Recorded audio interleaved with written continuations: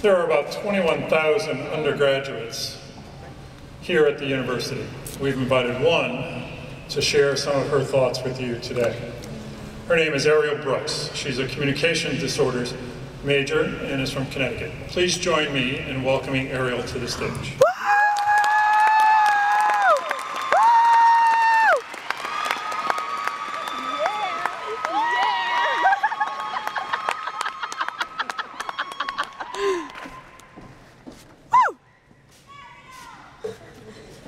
Hello. Good morning, everyone. It is my pleasure and honor to be sharing my UMass experience with you for the next couple of minutes. My name is Arielle Bryce, and I am a communication disorders major and education minor at the University of Massachusetts Amherst. I also happen to be an out-of-state student hailing from the beautiful and scenic Woodbridge, Connecticut. When I first started my college search, I had no idea where I wanted to study. All I knew was that I wanted to go to an out-of-state school that was nice and big. So the first thing I did was I visited my high school savior, my guidance counselor. Together, we compiled a long list of potentials, and then, thankfully over time, a shorter list of contenders. Weirdly enough, I vividly remember sitting in her office when she suggested that I seriously consider UMass Amherst. To be perfectly honest, when she first threw the name out there, I responded with a solid, meh. I had not heard anything about the school, and no one I knew went there. But I decided to apply anyway because it fit all of the criteria that I was looking for: out of state, large student population, and conveniently located in a college town. Why not, right? And then the letters slowly began to trickle in. One school in New York offered me a nice financial aid package, but the city was just not the place for me. Another college in Pennsylvania was high on the list, but the distance and middle of nowhere feeling wasn't exactly for me either. And then my UMass acceptance letter came.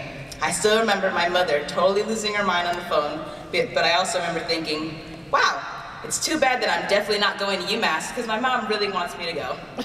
Hey, Mom. In the end, I decided to placate my mother, and we took the trip up to Amherst for our first official campus tour. Our tour guide's name was Casey Moriarty, and if it were not for her and her spectacular tour, I would not be standing here in front of you today.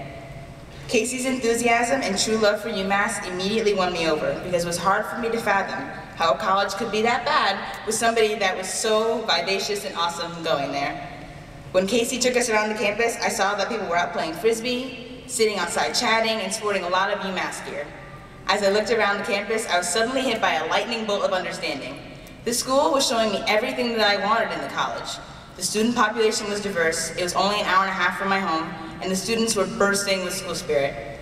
After the tour, my mind was officially made up. Before long, I stopped wearing the black and gold of Ebony High School and started wearing the maroon and white of the UMass Minutemen.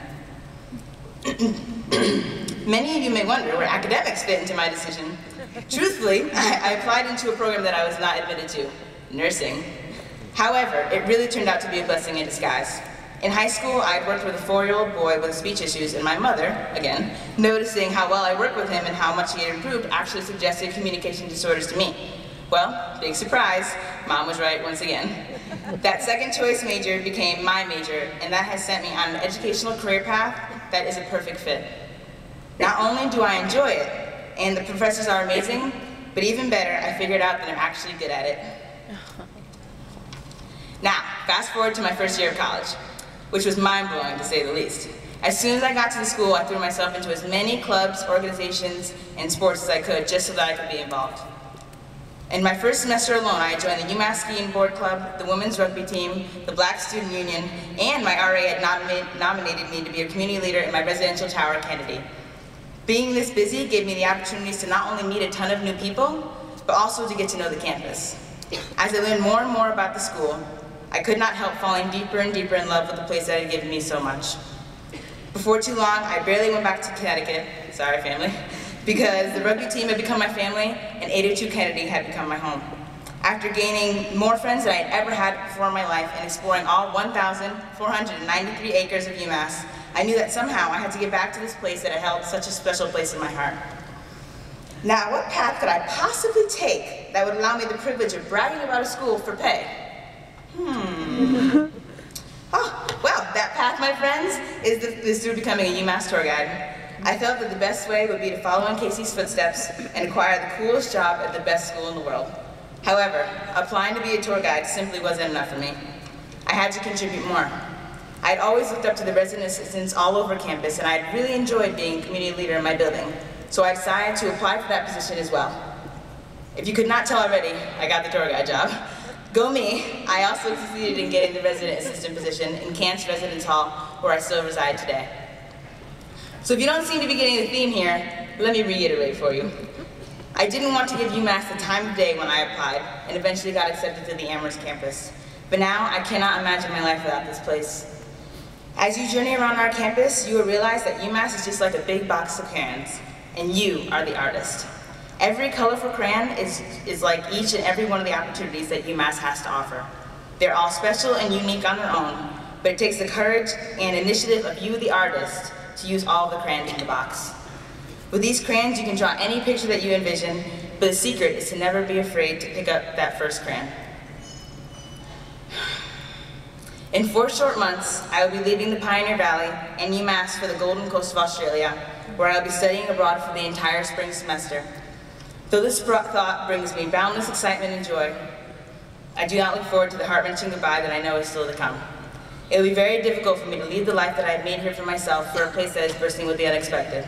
However, UMass, my friends, and my family have taught me that I can do anything that I set my mind to. With this knowledge, as can you. You guys can do the same thing that I did. With this knowledge, we can do anything. So don't be scared, and after all we are doing is picking up another crayon. Today, you should take that first crayon out of the box and go on a campus tour, visit an academic area to see what you might be good at, and remember that mom is always right.